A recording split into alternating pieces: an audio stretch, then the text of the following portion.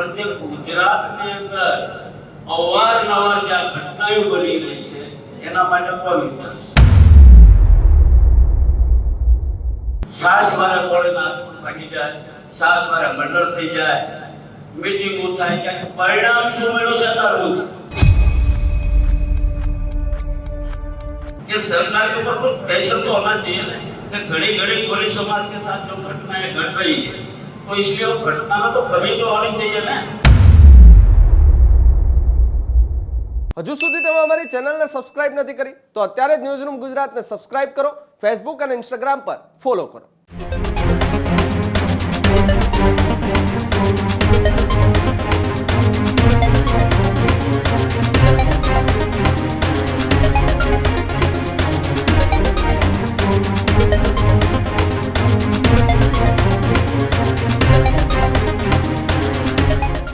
અખિલ ભારતીય કોળી સમાજની જ્યારે જ્યારે બેઠકો એ મળે છે ત્યારે ગુજરાતનો મુદ્દો એ ચર્ચાની અંદર આવે છે.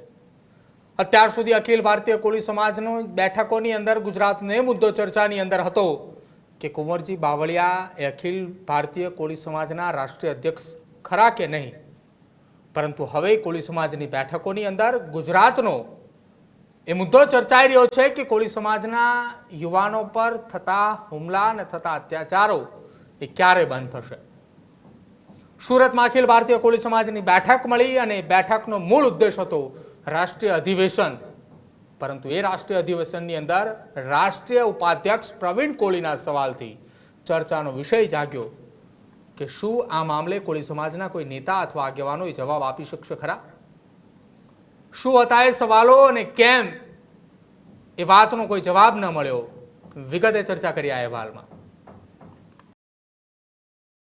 સુરતમાં અખિલ ભારતીય કોળી સમાજની ફરી એક વખત મીટિંગ મળે છે.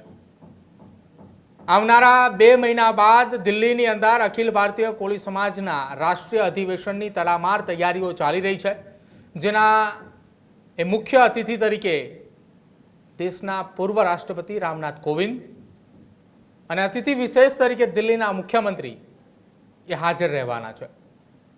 બસ આ જ વાતને લઈને સુરત ખાતે એક મહત્વપૂર્ણ બેઠક મળી હતી કે આપણે એ રાષ્ટ્રીય અધિવેશન કાર્યક્રમની અંદર કયા પ્રકારની ચર્ચાઓ, કઈ રીતનું આયોજન કરવામાં આવશે.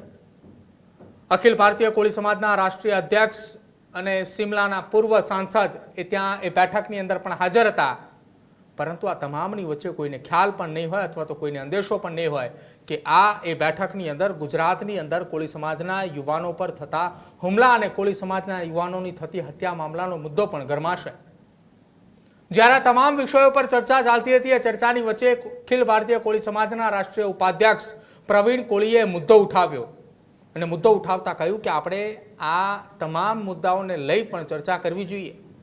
સમાજની પાછળ આપણે ખર્ચો કરીએ છીએ, સમાજને એકઠો કરવા માટે આપણે ખર્ચ કરીએ છીએ, કોઈ ક્યારે પણ નથી પૂછ્યું કે કેટલો ખર્ચ થયો છે. પરંતુ સમાજની માટે પણ વિચારવું જોઈએ, સમાજની પીડા શું છે એ પણ જોવી જોઈએ. ગુજરાતમાં છાસવારે કોળી સમાજના યુવાનોના હાથ પગ ભાંગે છે, છાસવારે કોળી સમાજના યુવકની હત્યા થાય છે. એ ઘટનાઓ બને ત્યારે મીટિંગો થાય છે, ઘટનાઓ બને ત્યારે પરિવારને સાંત્વના આપવા માટે જાય છે.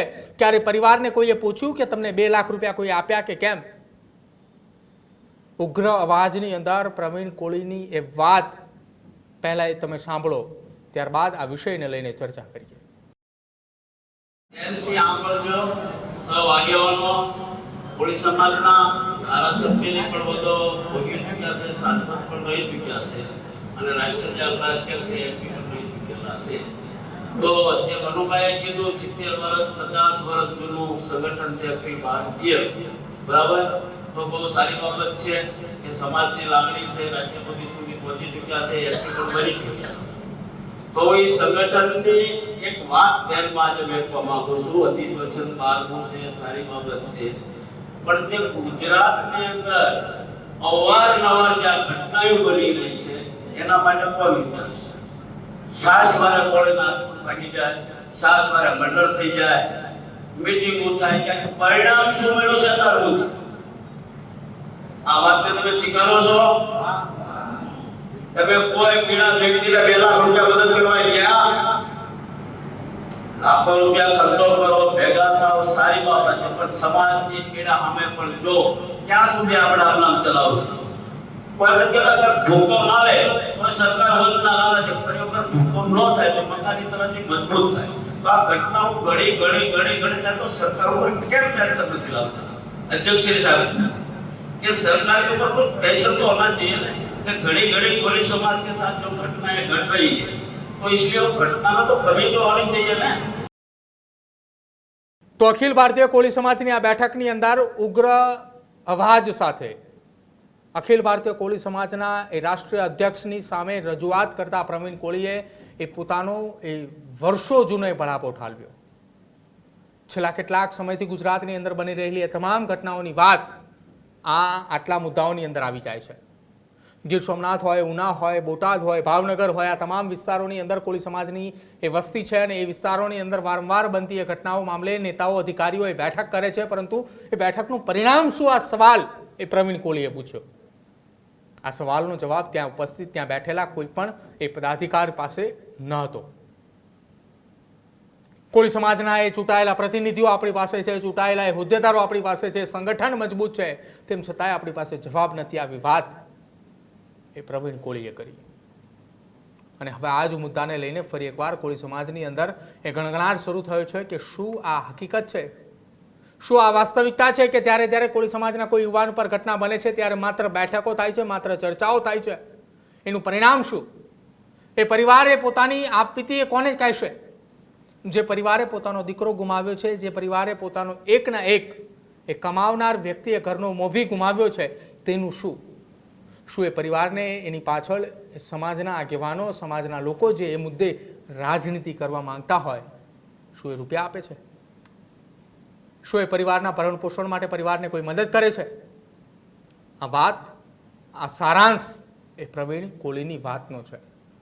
અને આ જ મુદ્દે હવે આખા ગુજરાતની અંદર કોળી સમાજના એ નેતાઓ, આગેવાનો સુધી આ અવાજ પહોંચી ચૂક્યો છે અને આ મુદ્દે ગણગણાટ પણ શરૂ થયો છે કે હકીકત કંઈક આ પ્રકારની છે કે જ્યાં કોળી સમાજના યુવાનની, કોળી સમાજના લોકો ઉપર થતી એ છાસવારની ઘટના એ બંધ કરાવવાની વાત આવી તો આ મામલે કોઈ જવાબ પણ ન મળ્યો.